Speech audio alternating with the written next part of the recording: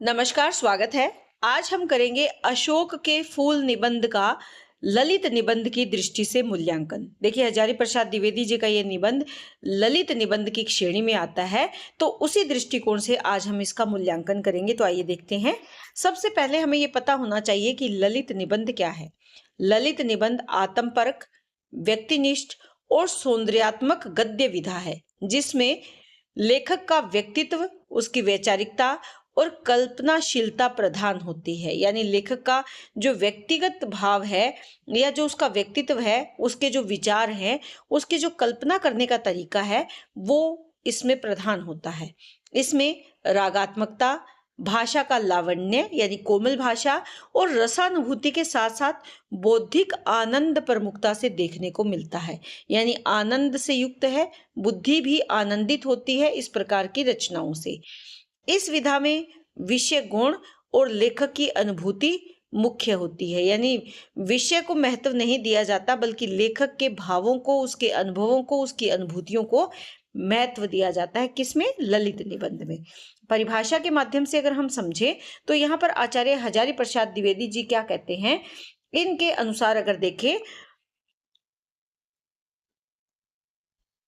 परिभाषा के माध्यम से अगर देखें तो आचार्य हजारी प्रसाद द्विवेदी के अनुसार जो निबंध गद्य के साथ काव्य का भी आनंद दे, वो क्या है? ललित निबंध है। यानी रचना तो गद्य है, लेकिन आनंद उससे कैसे मिल रहा है? काव्य जैसा आनंद मिलता है। जैसे हम संगीत सुनते हैं, काव्य का अभिप्राय क्या है? जहां पर संगीतात्मकता हो, जहां पर आनंद का भाव हो, तो हमें सुख मिलता है, आनंद मिलता है। तो ललित निबंध भी उसी श्रेणी की रचना है। आचार्य रामचंद्र शुक्ल जी कहते हैं कि शास्त्र वृषभ की गद्य में की गई आनंद जुगाली का नाम क्या है? ललित निबंध है। यानी शास्त्र रूपी जो वृषभ है, बैल है, वो गद्य में जब जुगाली करता है, जुगाली से अभिप्राय क्या है? जब जानवर संतुष्ट होकर खाए हुए भोजन को पचाने में लगा रहता है और आनंद का अनुभव करता है, वही भाव ललित निबंध से भी उत्पन्न होता है। अब अगर यहाँ पर हजारी प्रसाद द्विवेदी जी के इस निबंध की बात करें तो द्विवेदी जी हिंदी के उन विरले निबंधकारों में से है जिन्होंने साहित्य को केवल सौंदर्य बोध या व्यक्तिगत अनुभूति या व्यक्तिगत अनुभूति तक ही सीमित नहीं रखा, बल्कि इसे साहित्य, संस्कृति, दर्शन और मानव जीवन की गहन विवेचना का माध्यम भी बनाया है। उनका प्रसिद्ध ललित निबंध, जिसका नाम क्या है? अशोक के फूल, इसी दृष्टि का एक उत्कृष्ट उदाहरण है। यह निबंध देखने में एक साधारण सा प्राकृतिक या प्रकृति पर आधारित विषय प्रतीत होता है। यहाँ क्या है? प्रकृति है या प्राकृतिक आधारित विषय प्रतीत होता है, परंतु वास्तव में देखें तो इसके माध्यम से लेखक भारतीय सभ्यता की समृद्ध परंपरा, सांस्कृतिक उत्थान पतन, धार्मिक विश्वासों, सामाजिक संरचनाओं और मनुष्य की दुर्दम जीवनी शक्ति यानी जिजीविषा को व्यापक चित्र उपस्थित करते हैं। यानी मानव की जो दुर्दम जीवन शक्ति या जिजीविषा है, उसका व्यापक चित्र इस निबंध के माध्यम से उन्होंने प्रस्तुत किया है। ऐतिहासिक सांस्कृतिक दृष्टि से यह निबंध इसलिए विशेष है कि इसमें अतीत, वर्तमान और भविष्य का गहन संवाद एक साथ चलता है। अतीत का वर्णन भी है, वर्तमान का चित्रण भी किया गया है और भविष्य की बात भी यहाँ पर करते हैं। तो इन पर भी विचार किया गया है, इसीलिए एक महत्वपूर्ण निबंध है। कुछ बिंदुओं के माध्यम से हम इसे समझ सकते हैं। सबसे पहला पॉइंट क्या है? निजता की अभिव्यक्ति। अशोक के फूल निबंध की पहली विशेषता है लेखक की निजता की अभिव्यक्ति, यानी व्यक्तिगत भावों को यहाँ पर उन्होंने अभिव्यक्त किया है। ललित निबंध की परंपरा के अनुरूप द्विवेदी जी ने अपने व्यक्तित्व को छिपाते नहीं है, बल्कि उसे निबंध की आत्मा बना देते हैं। अशोक के फूलों को देखकर उनके मन में कौन सा भाव आता है? उदासी का, विस्मय का और विचारों का आगमन होता है। वही निबंध की आधार भूमि बनता है। यानी पहले वो उसको देखते हैं, फिर उनका मन उदास हो जाता है, वो हैरान होते हैं उसको याद करके, उसके अशोक के फूल के बारे में उनके मन में जो विचार है वो आते हैं, जाते हैं। तो इससे क्या है? निबंध की आधार भूमि बनी है। ऐतिहासिक सांस्कृतिक दृष्टि से यह निजता बहुत ही महत्वपूर्ण है, क्योंकि लेखक इतिहास को किसी शुष्क तथ्य की तरह नहीं, बल्कि जीवित स्मृति की तरह अनुभव करते हैं। यानी जिस इतिहास का वो चित्रण कर रहे हैं, वो शुष्कता से पूर्ण, नीरसता से भरपूर नहीं है, बल्कि उसमें जीवंतता है। अशोक वृक्ष को वे केवल मनोहर, रहस्यमय और अलंकार में नहीं बनाते, बल्कि उसे सामंत सभ्यता का प्रतीक भी बताते हैं। यानी केवल उसकी सुंदरता का वर्णन नहीं करते, बल्कि उसका प्रतीकात्मक रूप से भी प्रयोग करते हैं, और जो शोषण युक्त सामंतीय सभ्यता है उसके उसका उसका प्रतीक रूप में प्रस्तुत करते हैं। इससे जन सामान्य के श्रम और शोषण पर जो पली बड़ी सामंती सभ्यता है उसका चित्रण यहाँ पर किया गया है। यह दृष्टिकोण लेखक की वैचारिक सजगता और सांस्कृतिक चेतना का परिणाम है। तो इसमें ये उनके निजी विचार है, यानी निजता की अभिव्यक्ति उन्होंने की है, बिना किसी लाग लपेट के उन्होंने जो उनके निजी व्यक्तिगत विचार हैं उनको इस निबंध में अभिव्यक्ति मिली है। अगला हमारा जो पॉइंट है, इतिहास का काव्यात्मक व कलात्मक प्रस्तुतिकरण। यहाँ सरल तरीके से भी लिख सकते हैं कि इतिहास का काव्यात्मक चित्रण। ललित शैली की दृष्टि से प्रमुख विशेषता अगर देखें तो वो क्या है, कलात्मकता है, यानी कलात्मक रूप से किसी बात को प्रस्तुत करना, और इस निबंध में सर्वत्र कलात्मकता विद्यमान है। द्विवेदी जी ऐतिहासिक और सांस्कृतिक तथ्यों को इस प्रकार प्रस्तुत करते हैं कि वे बोझिल नहीं बल्कि रसात्मक हो जाते हैं। यानी जब हम उनको पढ़ते हैं तो हमें समझने में आसानी होती है, बोझ नहीं लगते बल्कि आनंद आता है। कहीं वे सरल सहज वाक्यों में अपनी बात कहते हैं, तो कहीं पर तत्सम शब्दावली का प्रयोग करके अर्थ की गंभीरता के लिए लंबे वाक्यों में अपने भावों की अभिव्यक्ति करते हैं। ऐतिहासिक दृष्टि से महत्वपूर्ण यह निबंध लेखक का कवि हृदय इतिहास को भी सौंदर्य बोध से जोड़ देता है। जो उनके अंदर काव्य का भाव है उससे इतिहास में भी सुंदरता का भाव भर देते हैं। सुंदरियों के नुपुरों यानी घुंघरुओं से जो कोमल मधुर या मृदु आघात होता है उससे अशोक का फूल खिल उठता है। अशोक का फूलना, देवताओं के मन में मोक्ष उत्पन्न करना, ये सभी चित्र इतिहास को जीवित करते हैं, जीवंत बना देते हैं। इस कलात्मकता के कारण ही जो निबंध है वो इतिहास का शुष्क दस्तावेज यानी नीरस दस्तावेज नहीं होता, ना बनकर सांस्कृतिक अनुभूति का स्रोत बन जाता है। यानी हम उस समय की जो हमारी ऐतिहासिक सांस्कृतिक अभिव्यक्ति है उसको समझ पाते हैं, उस अनुभूति को समझ पाते हैं इस निबंध के माध्यम से। तो यानी यहाँ पर इतिहास का चित्रण किया है, लेकिन किस रूप में, काव्यात्मक और कलात्मक रूप में चित्रण किया है। अगला हमारा पॉइंट है ऐतिहासिकता और संस्कृति का बोध। द्विवेदी जी की इतिहास दृष्टि इस निबंध में अत्यंत स्पष्ट है।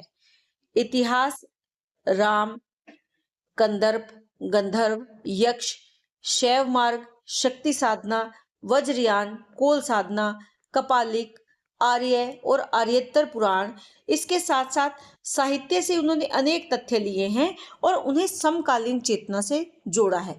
देखिए इन सब का वर्णन निबंध में आ चुका है। जब मैंने ये निबंध विस्तार से करवाया था तो वहां पर हमने इनके बारे में बात की थी।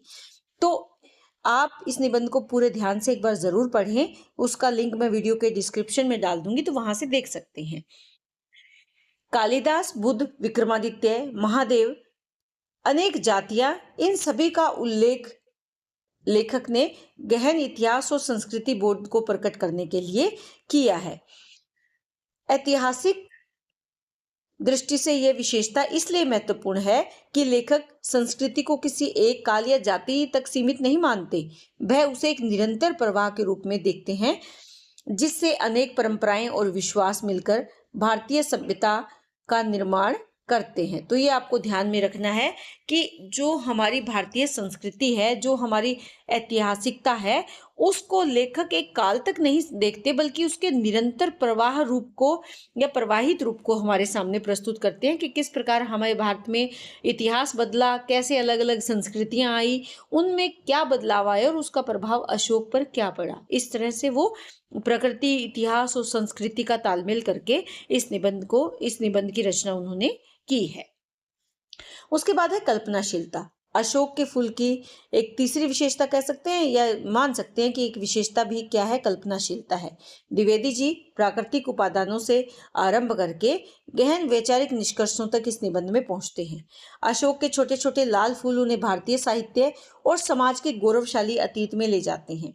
हमारी जो ऐतिहासिक सांस्कृतिक दृष्टि से ये कल्पनाशीलता महत्वपूर्ण है, क्योंकि देखिए इतिहास को भी बताना है, संस्कृति का भी बखान करना है, लेकिन किसके माध्यम से, कल्पनाशीलता के माध्यम से।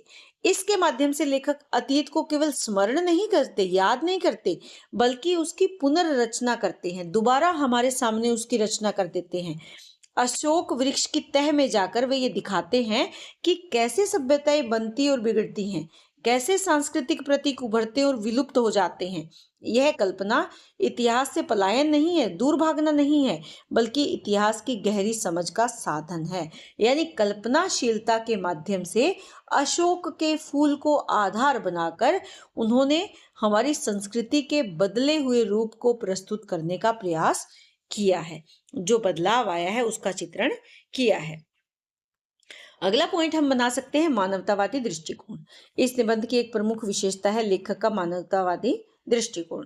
द्विवेदी जी किसी भी ऐतिहासिक विषय को केवल अतीत की घटना के रूप में नहीं देखते, बल्कि उसे वर्तमान मानव जीवन और समाज के संदर्भ में समझते हैं। अशोक के फूल के माध्यम से वे दिखाते हैं कि इतिहास का केंद्र मनुष्य का संघर्ष, उसकी जिजीविषा और उसकी रचनात्मक शक्ति है। यानी केंद्र में क्या रहा है? मानव के द्वारा किया गया संघर्ष है, उसकी जीवनी शक्ति है और उसकी साथ साथ उसमें जो रचनात्मकता का भाव है, यही शक्ति इतिहास का केंद्र है। यही कारण है कि वे संस्कृति के बनने बिगड़ने की प्रक्रिया में मानव संघर्ष को सबसे महत्वपूर्ण मानते हैं। यह दृष्टि इतिहास को मानवीय अर्थ प्रदान करती है, यानी हम इसको आसानी से समझ पाते हैं। अगला हमारा पॉइंट है सांस्कृतिक महत्व। अशोक के फूल में अशोक वृक्ष का सांस्कृतिक महत्व विशेष रूप से रेखांकित किया गया है। लेखक यहाँ पर स्पष्ट करते हैं कि समाज और संस्कृति संघर्षों के परिणाम स्वरूप ही विकसित होती है, और संघर्षों से इनकी जो कथन है कि संघर्षों से मनुष्य ने नई शक्ति पाई है। संघर्ष ही हैं जो मानव को नई शक्ति प्रदान करते हैं। ऐतिहासिक दृष्टि से यह कथन बहुत ही महत्वपूर्ण है, क्योंकि इससे स्पष्ट होता है कि संस्कृति कोई स्थिर या शाश्वत वस्तु नहीं है, बल्कि वो परिवर्तनशील एक प्रक्रिया है। अशोक का गौरवशाली अतीत, उसका विस्मरण, दोनों ही इस परिवर्तनशीलता के उदाहरण हैं। यानी एक समय अतीत ऐसा था जब अशोक का बहुत गौरव था, उसको बहुत महत्व दिया जाता था, लेकिन उसको भुला दिया है। यानी उसमें परिवर्तन आ गया है, विचारों में परिवर्तन आ गया है, समाज में परिवर्तन आ गया है, हमारी जो परंपराएं हैं उसमें परिवर्तन आ गया है। उसी के कारण हमने उसको भुला दिया है।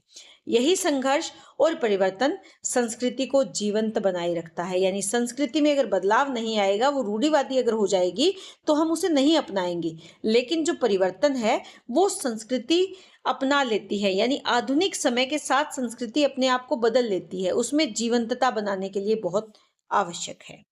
अगला हमारा जो पॉइंट है, इतिहास और संस्कृति का उत्कृष्ट समन्वय। इस निबंध में इतिहास और संस्कृति का समन्वय है, दोनों का तालमेल है। द्विवेदी जी ने भारत को महामानव समुद्र के रूप में वो देखते हैं। यहाँ पर असुर भी आए, आर्य भी हुए, शक हुए, हूण, नाग, यक्ष और गंधर्व जैसी अनेक जातियों ने मिलकर भारतीय सभ्यता को गढ़ा है। ऐतिहासिक सांस्कृतिक दृष्टि से ये जो तालमेल, ये संतुलन या समन्वय है, ये बहुत ही महत्वपूर्ण है, क्योंकि ये भारतीय संस्कृति की संकीर्णता से मुक्त करता है। यानी एक संकीर्ण के बजाय उसे विस्तृत रूप प्रदान करता है। लेखक ये स्थापित करते हैं कि भारतीय संस्कृति किसी एक धर्म, जाति या काल की देन नहीं, बल्कि अनेक आर्य और आर्येतर उपादानों का सम्मिश्रण है। यानी आर्य और उनसे अलग जो जातियां आई, जिन्होंने भारत की सभ्यता और संस्कृति का, उसके इतिहास को विकसित करने में अपना योगदान दिया, यही उसकी सबसे बड़ी शक्ति और विशेषता है। हमारा जो इतिहास है, हमारी जो संस्कृति है, उसमें जो समन्वय का भाव है, वही इसकी सबसे बड़ी शक्ति और विशेषता है। तो निष्कर्ष रूप से हम कह सकते हैं कि अशोक के फूल निबंध का जो वैशिष्ट्य है या विशेषता है, वो बहुआयामी है। यानी ललित निबंध के दृष्टिकोण से अगर हम देखें तो इस निबंध का वैशिष्ट्य बहुआयामी है। इसमें अशोक के पुष्प के माध्यम से भारतीय सभ्यता के गौरवमयी अतीत, सांस्कृतिक उत्थान पतन, सामाजिक संरचनाओं और मानव की दुर्दम जीवनी शक्ति का गहन चित्रण हुआ है। द्विवेदी जी संस्कृति को स्थिर नहीं बल्कि गतिशील मानते हैं। वे स्पष्ट करते हैं कि सब कुछ में मिलावट, सब कुछ विशुद्ध है, शुद्ध केवल क्या है? केवल मनुष्य की जिजीविषा, यानी उसकी जीवन शक्ति ही शुद्ध है, बाकी सब क्या है? मिलावटी है। यही जिजीविषा समाज और संस्कृति का निरंतर सृजन करती है।